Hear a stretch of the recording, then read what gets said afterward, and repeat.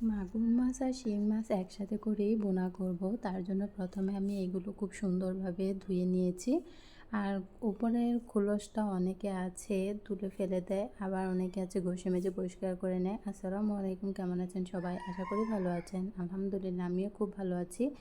আমি এই মাগুর মাছগুলো অনেক সুন্দরভাবে ধুয়ে পরিষ্কার করে নিয়েছি আর কেটে ছোটো দুটো পিসও করে রেখেছি। এখন আমি রান্নার জন্য এইখানে সেই মাগুর মাছগুলো নিয়েছি আর হচ্ছে গুঁড়া মশলার বাটা মশলাগুলো। এইখানে আমি মরিচের গুঁড়া, হলুদের গুঁড়া, ধনিয়া, লবণ, পেঁয়াজ বাটা আর হচ্ছে জিরা বাটা আর হচ্ছে পেঁয়াজ কুচি, কাঁচামরিচ, তেজপাতা।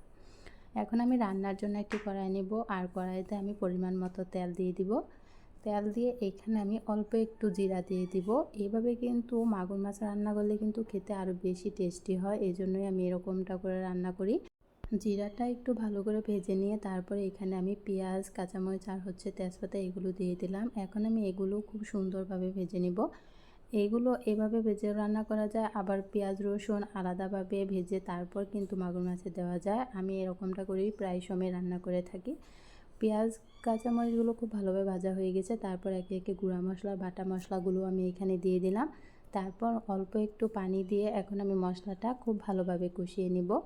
যেহেতু মাগুর মাছ রান্না করছি তার জন্য কিন্তু আমি এখানে আলাদা আর কোনো মশলাই ব্যবহার করছি না। রেগুলার যে মশলাগুলো রান্নার জন্য ব্যবহার করে থাকি সেগুলোই আমি এখানে দিয়েছি। এখন মশলাটা খুব ভালোভাবে কষানো হয়ে গিয়েছে। এখন আমি এইখানে মাগুর মাছগুলো দিয়ে দিব। মাগুর মাছগুলো এইভাবে ভুনা করে রান্না করলে খেতে কিন্তু অনেক মজাদার। যারা যারা এইভাবে এখনও রান্না করে খান না তারা কিন্তু অবশ্যই এইভাবে ট্রাই করে দেখতে পারেন। তারপর এইখানে আমি অল্প একটু পানি দিয়ে মাগুর মাছগুলো খুব ভালোভাবে কষিয়ে নিব। আর হ্যাঁ, এই মাছগুলো কিন্তু একদমই ফ্রেশ ছিল। পানি দেওয়ার পর আমি আবারও খুব ভালোভাবে মাগুর মাছ আর মশলা একসাথে করে কষিয়ে নিব। কে কীভাবে মাগুর মাছ রান্না করেন অবশ্যই কিন্তু কমেন্টে জানিয়ে যাবেন। আমি কিন্তু রান্নার প্রসেসটা আপনাদের দেখিয়ে দিলাম, ঠিক আমি এইভাবেই কিন্তু রান্নাটা করছি।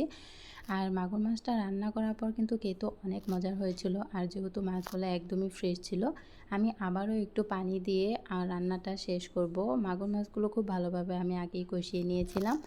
এখন আমি রান্নাটা শেষ হওয়া পর্যন্ত অপেক্ষা করব। আর মাগুর মাছ রান্না করা কিন্তু একদমই সহজ, খুবই অল্প সময়ের মাঝে কিন্তু রান্নাটা করা যায়, বেশি একটা সময়ের প্রয়োজন পড়ে না। যারা মাগুর মাছ খেতে চান না তারাও কিন্তু এইভাবে রান্না করে দেখতে পারেন। এই মাছগুলো কিন্তু খেতে যেমনটা মজার, তবে কিন্তু এগুলো পরিষ্কার করা একটু কঠিন। তবে এগুলো কিন্তু পরিষ্কার করতে তেমন একটা বেশি সময় লাগে না, খুবই অল্প সময়ের মধ্যেই কিন্তু মাছগুলো পরিষ্কার করা যায়। এই তো রান্নাটা আমার একদমই কমপ্লিট হয়ে গিয়েছে। আমি কিন্তু খুবই অল্প সময়ের মাঝে এই মাগুর মাছ বোনা করে ফেলেছি। আপনারা কিন্তু চাইলে এইভাবে বাসায় ট্রাই করে দেখতে পারেন।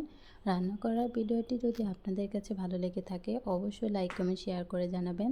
আর আমার চ্যানেলে এরকম ভিডিও পেতে আমার চ্যানেলটি সাবস্ক্রাইব করে আমার পাশে থাকবেন। আল্লাহ হাফেজ।